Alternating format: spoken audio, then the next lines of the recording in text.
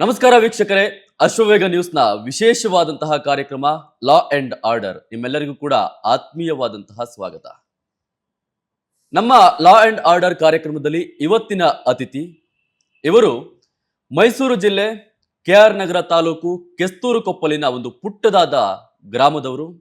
ಆ ಪುಟ್ಟದಾದ ಗ್ರಾಮದಲ್ಲಿ ಹುಟ್ಟಿ ಅಲ್ಲಿಂದ ಬೆಳೆದು ಸಾಮಾನ್ಯ ದ್ವಿತೀಯ ದರ್ಜೆ ನೌಕರನಾಗಿ ಕೆಲಸವನ್ನ ಆರಂಭ ಮಾಡಿ ತದನಂತರ ಬೆಂಗಳೂರು ನಗರದ ಜಿಲ್ಲಾಧಿಕಾರಿಯಾಗುವ ತನಕ ಅವರದ ಬೆಳವಣಿಗೆ, ಹಾಗೆ ಇವತ್ತು ನೋಂದಣಿ ವಿಭಾಗದ ಮಹಾಪರಿವೀಕ್ಷಕರು ಹಾಗೆ ಮುದ್ರಣ ಇಲಾಖೆಯ ಆಯುಕ್ತರಾಗಿ ಕೆಲಸವನ್ನ ಮಾಡ್ತಾ ಇದ್ದಾರೆ. ನಾನು ಅವರ ಮಾತುಗಳನ್ನ ಈಗಾಗಲೇ ಕೇಳುವಂತಹ ಸಂದರ್ಭದಲ್ಲಿ ಕೆಲವೊಂದು ವಿಚಾರಗಳನ್ನ ನೆನಪನ್ನ ಮಾಡ್ಕೊಳ್ತಾ ಇರ್ತೇನೆ. ಏನು ಬೆಂಗಳೂರು ನಗರದಲ್ಲೇ ವಿದ್ಯುತ್ ಕಂಬಗಳನ್ನ ಹಾಕಿ ಕೆಲಸವನ್ನ ಮಾಡದಂತಹ ಯುವಕ ಇವತ್ತು ಹಾಗೆ ಬೆಂಗಳೂರು ನಗರದ ಜಿಲ್ಲಾಧಿಕಾರಿಯಾಗಿ ಕೆಲಸವನ್ನ ಮಾಡೋದು ಸಾಮಾನ್ಯವಾದಂತಹ ಮಾತಲ್ಲ. ಇವತ್ತು ಅವರೇ ಕೆ.ಎ. ದಯಾನಂದ್ ಅವರು ನಮ್ಮ ಜೊತೆಗಿದ್ದಾರೆ. ನಾನು ಅವ್ರನ್ನ ಕಾರ್ಯಕ್ರಮಕ್ಕೆ ಸ್ವಾಗತವನ್ನ ಮಾಡ್ತೇನೆ. ಸರ್, ಕಾರ್ಯಕ್ರಮಕ್ಕೆ ಆತ್ಮೀಯವಾದಂತಹ ಸ್ವಾಗತ. ನಮಸ್ಕಾರ. ಹೇಗ್ ನಡೀತಾ ಇದೆ ಸರ್ ಬದುಕು? ಬದುಕು ಚೆನ್ನಾಗಿದೆ, ವೃತ್ತಿ ಬದುಕು ಚೆನ್ನಾಗಿದೆ, ವೈಯಕ್ತಿಕ ಬದುಕು ಚೆನ್ನಾಗಿದೆ. ನೀವು ಮೂಲತಃ ಕೆಸ್ತೂರು ಕೊಪ್ಪಲಿನವರು. ಹೌದು. ಅಲ್ಲಿಂದ ಇಲ್ಲಿಯ ತನಕ ಯಾವ ರೀತಿಯಾಗಿ ಸಾಕ್ತು ಸರ್ ಜೀವನ? ಇದೊಂದು ಮಿರಾಕಲ್ ಅಂತ ನನ್ಗೆ ಅನ್ಸುತ್ತೆ. Okay. ನಾವು ಇತರರಂತೆ ಕನಸು ಕಂಡವರಲ್ಲ. ಓದ್ತೇವೆ, ನಾವು ಒಂದು ಡಿಗ್ರಿ ಪಾಸ್ ಮಾಡ್ತೇವೆ, KS ಮಾಡ್ತೇವೆ, IAS ಆಗ್ತೇವೆ ಅನ್ನೋದು ನಮ್ಮ ಕನಸಲ್ಲೂ ಕೂಡ ಕನಸಲ್ಲೂ ಬಂದಂಥದ್ದಿಲ್ಲ. Okay. ಹೀಗೆ ಹಸಿವು, ಒಂದು ಏನು ಆರ್ಥಿಕವಾದಂಥ ಹಸಿವೇನಿತ್ತು ಅದು ಎಲ್ಲ ರೀತಿಯ ಹಸಿವಿಗೂ ಕಾರಣವಾದದ್ದು. ದಟ್ಸ್ ದ ಬೇಸಿಕ್, ಬೆನ್ನೆಲುಬು. ಆ ಹಸಿವು ಜ್ಞಾನದ ಹಸಿವು, ಬದುಕಿನ ಹಸಿವು, ಏನಾದರೂ ಸಾಧನೆ ಮಾಡಬೇಕು, ನಾನೇನಾದರೂ ಬದುಕಲಿಕ್ಕೆ ಏನಾದರೂ ಮಾಡಬೇಕು ಅಂತ ಹುಟ್ಟದಂಥ ಛಲ ಇಲ್ಲಿ ತನಕ ತಂದು ನಿಲ್ಲಿಸಿದೆ. ಈ ಹಸಿವು ಅಂತ ವಿಚಾರ ಬಂದಾಗ ಸರ್, ಈ ಹಸಿವು ಹಲವು ದಾರಿಗಳಲ್ಲಿ ಕರ್ಕೊಂಡು ಹೋಗಕ್ ಶುರು ಮಾಡುತ್ತೆ. ಆ ದಾರಿ ಯಾವುದನ್ನ ಆಯ್ಕೆ ಮಾಡ್ಕೊಳ್ತೀವಿ ಅನ್ನೋದು ನಮ್ಮ ಪ್ರಶ್ನೆಗೆ. ಒಂದು ಕೆಟ್ಟತನದ ದಾರಿಯಲ್ಲೂ ಹೋಗಬಹುದು ಅಥವಾ ಒಳ್ಳೆತನದ ದಾರಿಯಲ್ಲೂ ಹೋಗ್ಬಹುದು. ನಾನು ಇದೇ ದಾರಿಯಲ್ಲಿ ಹೋಗ್ಬೇಕು ಅಂತ ನಿರ್ಧಾರ ಮಾಡೋದು ಹೇಗೆ ಸರ್? ನೋಡಿ, ಅಗತ್ಯ, ಹಸಿವು ಇವೆಲ್ಲ ಉಂಟಾದಾಗ ಸರಿಯಾಗಿ ನಮಗೆ ಮಾರ್ಗದರ್ಶನ ನೀಡೋರು ಸಿಗದೇ ಇದ್ರೆ, ಅಥವಾ ನನ್ನ ಸುತ್ತಮುತ್ತಲಿನ ವಾತಾವರಣ ಸರಿ ಇಲ್ಲದೆ ಇದ್ರೆ, ನನ್ನ ಸ್ನೇಹ ಸರಿ ಇಲ್ಲದೆ ಇದ್ರೆ, ಮನೆಯ ವಾತಾವರಣ ಸರಿ ಇಲ್ಲದೆ ಇದ್ರೆ ಅಡ್ಡದಾರಿ ಹಿಡಿಯುವಂಥದ್ದು ಸಹಜ. ಅದು ಬಹಳ ಬೇಗ ಅಟ್ರಾಕ್ಟ್ ಆಗುತ್ತೆ. ಬಹಳ ಕೆಟ್ಟದ್ದು ಬೇಗ ನಮ್ಮನ್ನು ಆಕರ್ಷಿಸುತ್ತೆ ಒಳ್ಳೇದಕ್ಕಿಂತ ಹೆಚ್ಚಾಗಿ. ನಮಗೆ ಹಾಗಾಗಲಿಲ್ಲ.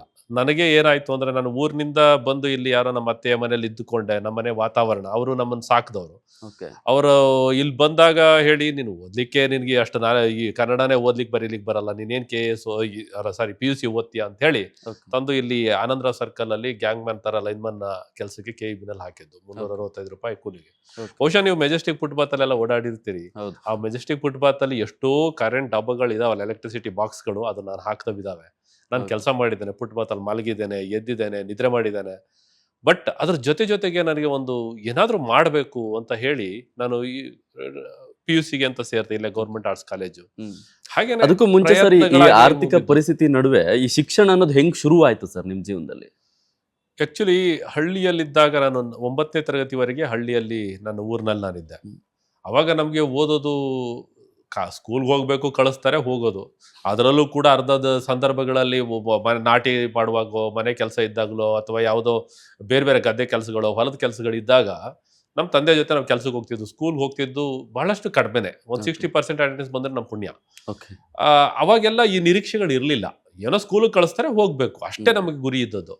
ಬಟ್ ನನ್ನ ಬದುಕಿನ ಬದಲಾವಣೆ, ಶೈಕ್ಷಣಿಕ ಬದಲಾವಣೆ ಆಗಿದ್ದೆ 9ನೇ ತರಗತಿನಲ್ಲಿ. ನಮ್ಮ ಚಿಕ್ಕಪ್ಪ ಒಬ್ರು ರಾಯಬಾಗ್ನಲ್ಲಿ, ಬೆಳಗಾಂ ಜಿಲ್ಲೆ ರಾಯಬಾಗ್ನಲ್ಲಿ ರೈಲ್ವೆ ಡಿಪಾರ್ಟ್ಮೆಂಟ್ನಲ್ಲಿ ಇದ್ರು. ಅವ್ರು ಆಗ್ತಾನೆ ಮದುವೆ ಆಗಿದ್ರು. ಜೊತೆಗೆ ಒಬ್ರು ಕರ್ಕೊಂಡು ಹೋಗುವಂಥದ್ದು ನಿರ್ಣಯ ಆಗಿ ನನ್ನನ್ನ ಬಂದು ಸ್ಕೂಲ್ ವಿಚಾರಿಸೋ, ನಮ್ಮ ಅಣ್ಣನ ಮಗ ಏನ್ ಮಾಡ್ತಾನೆ ಅಂತ. ಕರ್ಕೊಂಡು ಓದಿಸ್ತಾರೆ. ಇಲ್ಲೇನು ಮನೆ ಪಕ್ಕದಲ್ಲೇ ಸ್ಕೂಲ್ ಇತ್ತು, ಒಂದು ಪ್ರೈವೇಟ್ ಬಿಲ್ಡಿಂಗ್ ಅಲ್ಲಿ, ಗೌರ್ಮೆಂಟ್ ಸ್ಕೂಲು. ಇಲ್ಲೇನು ಬರೀ ದನ ಮೇಯಿಸೋದು, ಎಮ್ಮೆ ಮೇಯಿಸೋದು, ಬೆಳಗ್ಗೆ ಎದ್ರಾದು ಇದು ಸಗಣಿ ಎತ್ತೋದು ಇದೇ ಮಾಡ್ತಿರ್ತಾವೆ, ಕರ್ಕೊಂಡು ಹೋಗಿ ಅಂತ ಹೇಳಿದ್ರು. ಅವರು ನನ್ನನ್ನ ಕರ್ಕೊಂಡು ಹೋದ್ರು. ರಾಯಬಾಗ್ ಹೋದೆ, ಅಲ್ಲಿ ಓದಿ SLC ಹೇಗೋ ಪಾಸ್ ಆಯ್ತು. ಒಂದೇ ವರ್ಷ SLC ಓದಿದ್ದು? ಒಂದೇ ವರ್ಷ ನನ್ನ SLC. ಹೇಗೇನ್ ಅಲ್ಲಿ ಪಾಸ್ ಆಯ್ತು. ಮತ್ತೆ ಬೆಂಗಳೂರಿಗೆ ನಮ್ಮ ತಂದೆ ತಂಗಿ ಒಬ್ರಿದ್ರು ಇಲ್ಲಿ, ಹುಜೂರ್ ಖಜಾನಲ್ಲಿ SD ಆಗಿ.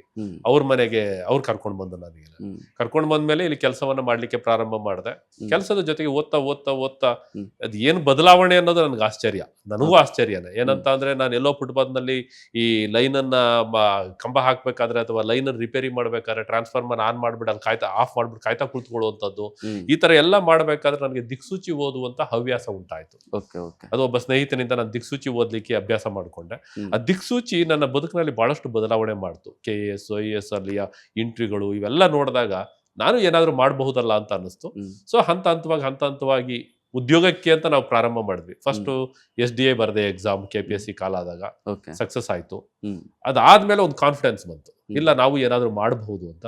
KAS ಬರದೆ 98 ಪಾಸ್ ಆಯ್ತು, 99 ಒಳ್ಳೆ ರ್ಯಾಂಕ್ ಬಂತು.